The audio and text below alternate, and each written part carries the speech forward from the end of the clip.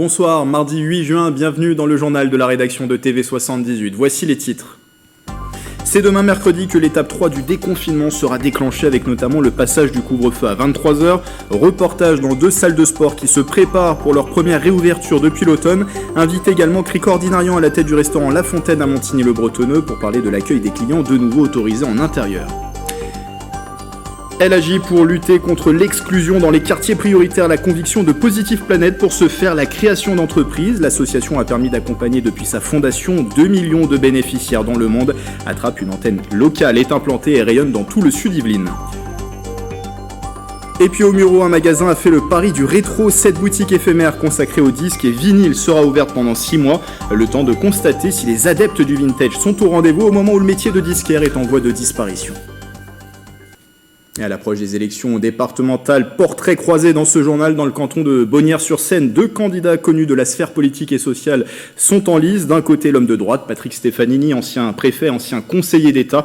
Et de l'autre, Pierre Krasuki, fils de l'ancien secrétaire général de la CGT. C'est à suivre dans cette édition.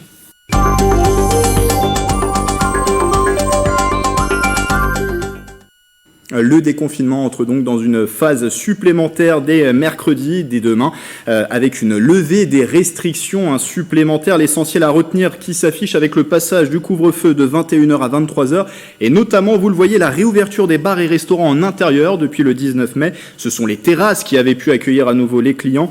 Cricor Dinarian est avec nous en visioconférence. Bonsoir. Bonsoir. Vous êtes le dirigeant du restaurant La Fontaine, c'est à Montigny-le-Bretonneux. Juste avant de vous poser des questions, vous l'avez vu aussi sur l'animation précédente, les salles de sport aussi vont pouvoir rouvrir à partir de demain et pour la première fois depuis l'automne. Les établissements se préparent donc à un jour de la réouverture. Ils vont mettre en place, ils sont obligés de mettre en place un protocole sanitaire strict et des jauges aussi qui sont revues à la baisse. Exemple dans 2 établissements à Montigny-le-Bretonneux et Guyancourt avec Mickaël Elmidro. Et puis je suis contente parce que demain on rouvre et donc la prochaine fois qu'on se voit, c'est au studio. Elle compte les heures après 8 mois de cours à distance. La coach Céline pourra recevoir à nouveau des sportifs dans sa salle de Montigny-le-Bretonneux à partir de ce mercredi 9 juin. Je vais y avoir peut-être, un cours Zoom par jour versus 5 à 6 heures par jour. Et puis je rebascule de l'autre côté où j'aurai 5 à 6 heures de cours ici, dans cette salle qui a besoin de ressentir à nouveau, pas la sueur forcément parce que nous on ne transpire pas beaucoup en yoga et en pilates, mais les bonnes ondes. Ce retour dans cette salle de 80 mètres carrés sera accompagné d'un protocole sanitaire. Je ne mettrai jamais plus de 5 personnes parce que je veux que chacun se sente en sécurité. J'arrêterai tous les cours 5 minutes vraiment avant la fin pour que chacun ait le temps de désinfecter à la lotion hydroalcoolique son espace, même s'il vient avec son tapis, et qu'il ait le temps de sortir et que le groupe suivant ait le temps de rentrer sans que ça se croise à l'intérieur du studio. Dans cette salle de sport à Guyancourt, les gérants sont également prêts à accueillir leurs 1000 adhérents. Pour cela, un dispositif strict semblable au premier déconfinement sera également mis en place. Le gel à disposition, bien entendu, à l'entrée du club, désinfecter son matériel avant et après l'utilisation, les serviettes, les distanciations de 10 mètres carrés par adhérent. Il va y avoir une jauge de 50% d'adhérents, donc pour nous, ce sera à peu près 70 personnes en même temps dans le club. Les douches individuelles, donc qui vont être condamnées 1 sur 2, les casiers de la même façon. La principale nouveauté sera la mise en place d'un QR code à flasher à son arrivée dans la salle pour accéder à un cahier de rappel numérique. Il lui suffit de télécharger l'application anti-Covid, Signal, et de cliquer sur le scan QR code sur son téléphone. Et il lui suffira juste de scanner ce petit QR code-là en 30 secondes et ça montrera son passage dans la salle à telle heure, tel jour.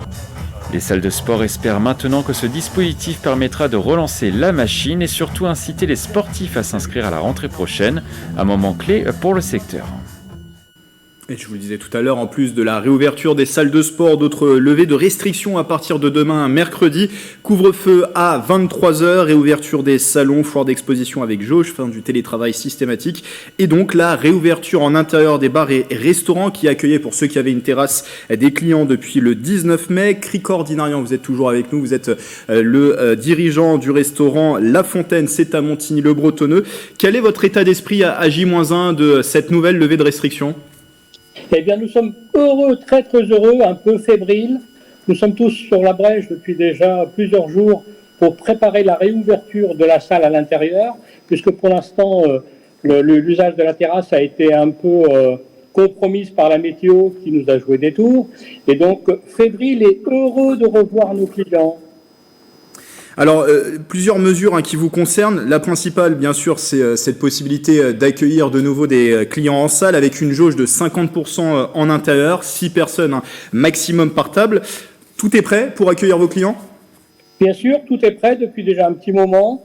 Donc, on a la chance à La Fontaine d'avoir beaucoup de place. Donc, la distanciation à l'intérieur et la jauge à 50% ne va pas être trop problématique. Et avec la terrasse qui complète la météo qui est bien meilleure maintenant, la terrasse qui peut accueillir beaucoup de monde. Donc je pense que tout est prêt pour une réouverture heureuse pour nos clients. Je vais demander juste à l'équipe technique d'augmenter un petit peu le son parce qu'on vous entend assez mal en plateau Cricordinarian. Du coup, je n'ai pas compris si vous avez réorganisé. Est-ce que ça a été difficile de réorganiser l'intérieur pour pouvoir justement accueillir cette jauge de 50% à l'intérieur ou finalement ça a été assez simple à mettre en place ? Bon, difficile pas vraiment, puisque nous avions déjà l'expérience des périodes passées l'année dernière. Donc, on a déjà fait ça l'été dernier, l'automne dernier. Donc, ça n'a pas été très difficile pour nous. Mais bon, il y a d'autres établissements qui sont plus petits, qui ont un petit peu plus de difficultés, parce que c'est difficile pour eux de diviser en deux une salle qui est déjà pas très grande. Mais bon, pour nous, ça n'a pas posé trop de problèmes. Et je pense que on va attendre sans trop de difficultés le 30 juin, oui, où on va passer encore à une autre étape. Avec une nouvelle levée des restrictions qui est prévue le 30 juin. Du coup, avec cette réorganisation, cette jauge de 50%, vous serez à combien de couverts possibles dans votre salle ? Et dans la salle, on pourra accueillir facilement 50 personnes. 50 personnes pour votre salle, donc votre restaurant à Montigny-le-Bretonneux. On parlait aussi de la mise en place de ces protocoles, je le disais, les jauges de 50%, 6 personnes par table, et il parlait, on en parlait aussi dans les différents protocoles de la mise en place d'un QR code ou d'un cahier de rappel pour pouvoir rappeler facilement un client qui serait décelé positif au Covid-19 quelques jours plus tard. Le ministre de la Santé, Olivier Véran, a annoncé finalement que ces cahiers de rappel ne seraient pas obligatoires, mais vivement recommandés. Est-ce que vous avez décidé, vous, d'en mettre en place au restaurant La Fontaine ? Oui, bien sûr. Comme mon collègue des salles de sport juste avant moi, là, on va mettre à disposition le QR code pour les personnes qui peuvent l'utiliser. Sinon, nous avons le cahier d'appel physique où nous avons toutes les coordonnées de nos clients avec la table à laquelle ils ont déjeuné, c'est-à-dire leur situation exacte dans le restaurant et le moment où ils sont venus, bien sûr. Alors l'autre mesure, bien sûr, c'est le passage du couvre-feu de 21h à 23h avec des services donc qui vont pouvoir être étendus. Ça va forcément changer la donne. Bah, évidemment, là pour l'instant c'est un petit tour de chauffe, mais à 23h, pour nous, c'est presque un retour à la normale, bien sûr. Avec aussi une capacité en terrasse qui va passer à 100%. La jauge était à 50% depuis le 19 mai. Le temps n'a pas forcément été au rendez-vous, même si maintenant la météo s'est améliorée, Cricordinarian. Est-ce que les clients, malgré, on va dire, le temps maussade, ont quand même été au rendez-vous le 19 mai ? Est-ce que vous avez pu retravailler, relancer votre activité à nouveau ? Non, pas vraiment. On a fait une petite tentative ou deux, mais la météo nous a vraiment beaucoup contrariés, donc on a préféré, juste après la fête des mères, arrêter complètement pour attendre sagement une bonne météo et surtout le 9 juin qui est attendu avec une très grande impatience. Le monde de la restauration a notamment été accompagné par l'État pour faire face à cette période, fonds de solidarité, chômage partiel, prêts garantis par l'État. Vous avez eu justement, vous, recours aux prêts garantis par l'État à hauteur de 137 000 €. Vous étiez venu en parler ici même en plateau. Vous commencerez, vous l'aviez indiqué, en février à rembourser à partir de l'année prochaine ce prêt garanti par l'État. Certains restaurateurs, malgré ces aides, se disent tout de même inquiets puisque depuis le 1er juin, ces aides vont progressivement baisser, et ce jusqu'en septembre, avec notamment une partie du chômage partiel qui est désormais à la charge des employeurs. Est-ce que vous êtes de nature inquiète ? Est-ce que vous êtes inquiet ou plutôt optimiste pour la suite ?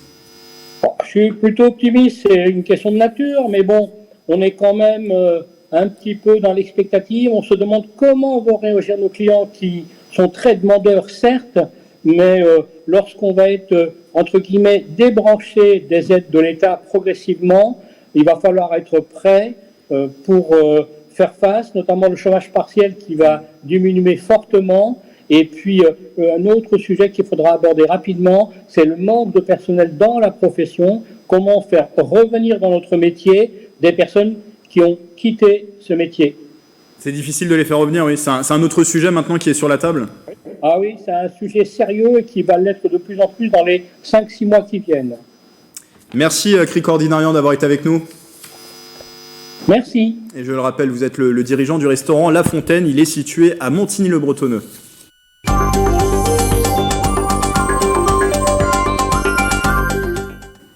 Le point à présent sur la vaccination dans les Yvelines, ouverte depuis une semaine à tous les plus de 18 ans sans critères de santé. Au 6 juin, 541 518 personnes avaient été primo-vaccinées dans les Yvelines, soit 53 000 en plus sur une semaine. 238 000 personnes sont complètement vaccinées sur le territoire yvelinois. J'ajoute que la vaccination des 12-18 ans débutera, elle, à partir du 15 juin. À Rambouillet, d'ailleurs, la municipalité, en collaboration avec l'hôpital, les professionnels de santé de la ville et l'ARS, a ouvert depuis hier un Vaxi-Drive. Il sera, ce Vaxi-Drive, en place à partir, donc il est en place à partir de lundi, depuis lundi, et il sera en place jusqu'à vendredi à l'hippodrome de Rambouillet. Le principe, vous recevez directement votre injection à bord de votre véhicule avant de stationner dans une aire dédiée pendant 15 minutes pour surveiller d'éventuels effets secondaires. La vaccination sur place est ouverte uniquement sur rendez-vous et il faut prendre rendez-vous sur le site doctolib.fr. L'objectif, 2700 personnes vaccinées d'ici vendredi à Rambouillet. Se lancer dans la création d'entreprises, une aventure qui peut faire peur. L'association Positive Planète, lancée il y a 20 ans, aide justement les porteurs de projets, essentiellement dans les quartiers populaires. Une conviction, l'entrepreneuriat pour lutter contre l'exclusion. Exemple à Trappes avec Bérangère Bourgoin et Astrid Bergère.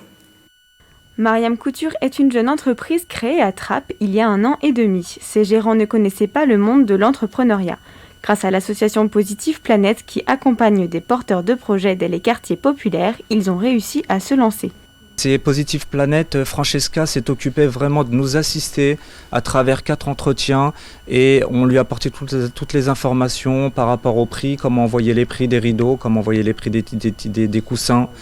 Et là, on a réussi à monter un business plan solide et on a réussi à acquérir, grâce à ce business plan, l'activité a commencé et on a réussi à acquérir un atelier grâce à eux.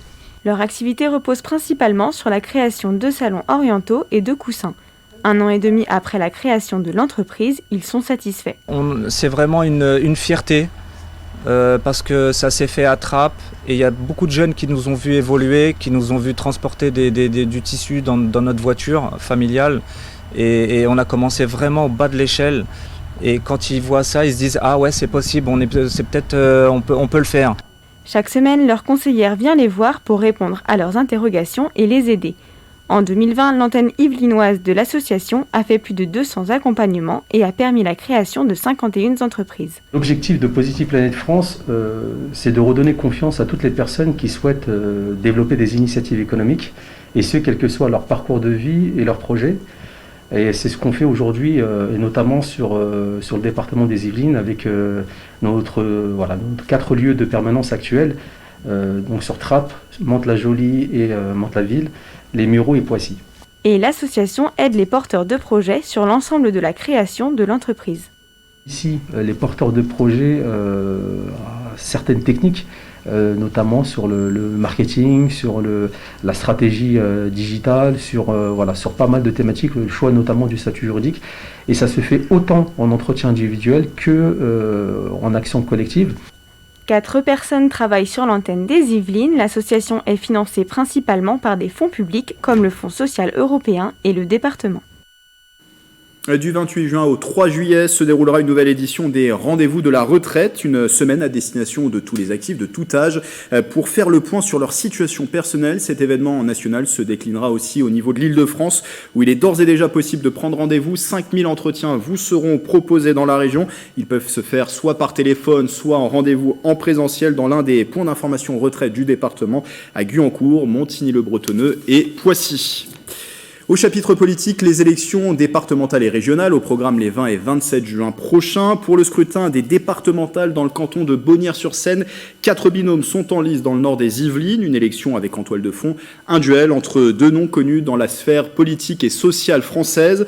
D'un côté, le candidat de l'Union de la droite et du centre, Patrick Stefanini. De l'autre, Pierre Krasuki, qui représente le Parti communiste français. Il est le fils d'Henri Krasuki, secrétaire général de la CGT entre 1982 et 1990. 1992, portrait croisé signé Nicolas Dandry.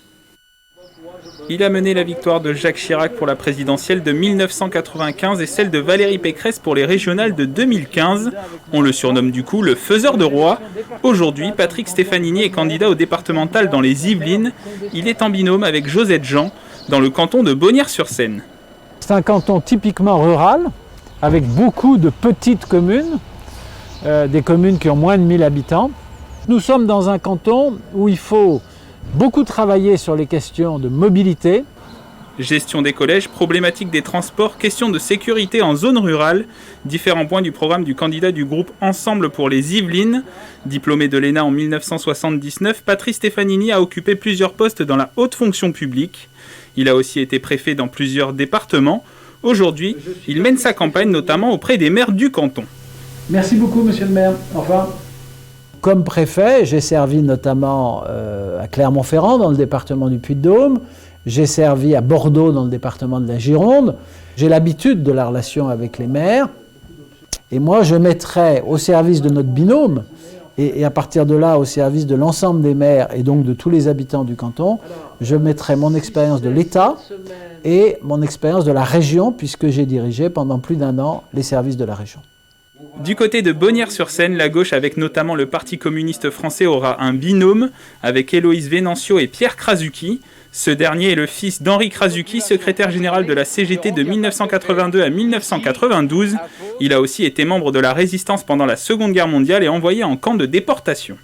Le buste de Beethoven là, que vous voyez là, sur les hauts des disques, c'est ce qu'il avait dans sa salle à manger. Il était fou amoureux, il adorait Beethoven. À Noël en 1943, il s'est mis à siffler la 7e symphonie de Beethoven, qui le faisait tenir, parce que psychologiquement, il fallait tenir. Pierre Krasuki conserve aujourd'hui tout l'héritage de l'engagement politique de son père. La volonté de faire quelque chose pour défendre les gens face à des injustices comme elles se produisent à travers les politiques mises en place depuis maintenant pas mal de décennies. J'ai milité pendant près de 40 ans dans mon entreprise, et j'ai assumé toutes les responsabilités. De secrétaire de syndicat, en passant par délégué syndical, élu CE, représentant CE, CHS et fini délégation du personnel.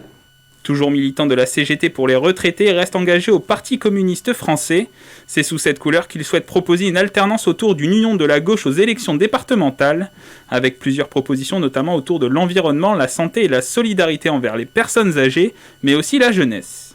Il y a actuellement une plateforme qui monopolise, si je puis dire, le système scolaire, c'est CMIDI, je crois. Et CMIDI, c'est une gestion privée. Or, nous, le privé, on n'en veut pas. On veut une gestion publique. Si son engagement est plus syndical, Pierre Krasuki a une expérience des campagnes électorales. Il a notamment été déjà candidat pour une élection cantonale et suppléant lors des élections législatives de 2012. Le rétro est-il définitivement de retour? Une boutique éphémère a en tout cas fait le pari du vintage. Elle vend disques et vinyles au Muro. Un test de 6 mois porté par la ressourcerie d'Aiguilly. Le reportage de Bichente Marien Santisteban. DVD, disques, vinyles. La boutique Muro Disque offre à ses clients un flashback à travers les décennies, voire les siècles. Quand vous venez dans notre boutique, vous faites effectivement un retour en arrière, mais vous avez, je dirais, le sentiment de trouver des choses qui satisfont tout le monde, jeunes, moins jeunes, anciens, mais toujours avec la même fibre de trouver, je dirais, une petite pépite. De Beethoven à Elvis Presley en passant par les classiques de la chanson française, chacun peut y trouver son compte, avec même certaines pièces plus originales. Exemple, nous avons un Zamfir qui est le roi de la flûte de Pan, donc il faut aimer, mais dédicacé. Chose quand même à peu près unique. Atahualpa Yupanqui, qui est très connu aussi sur la musique des Andes. En tout, ce sont 1600 vinyles et autres produits reçus pour la plupart de la ressourcerie d'Équevilly. Ce chantier d'insertion qui récupère du matériel ancien est porteur du projet Muro Disque.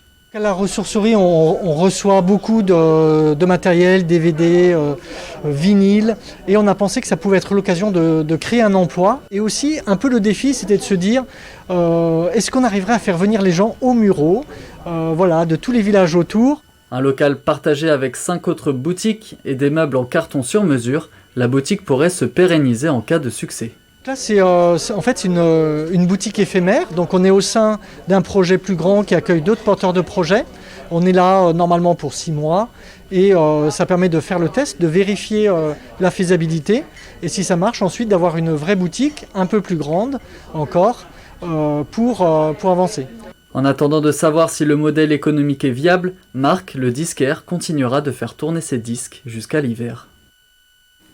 Un mot de sport pour terminer. Maïva Amadouche a validé son billet pour Tokyo. La boxeuse de la Team Fallujah, licenciée au Boxing Club d'Elancourt, 50 ans en Yvelines, s'est qualifiée pour les Jeux Olympiques, une place assurée après sa victoire ce lundi contre la Hongroise Kata Pribojski lors du tournoi de qualification olympique. C'était à Villebon-sur-Yvette en Essonne. L'athlète a dû passer par la case repêchage pour ce faire. Pour rappel, elle est également en lice pour être le porte-drapeau de la délégation française. Réponse dans quelques semaines. Les JO, eux, sont au programme du 23 juillet au 8 août à Tokyo. Voilà, c'est la fin de ce journal. Merci de votre fidélité. Belle soirée avec TV78.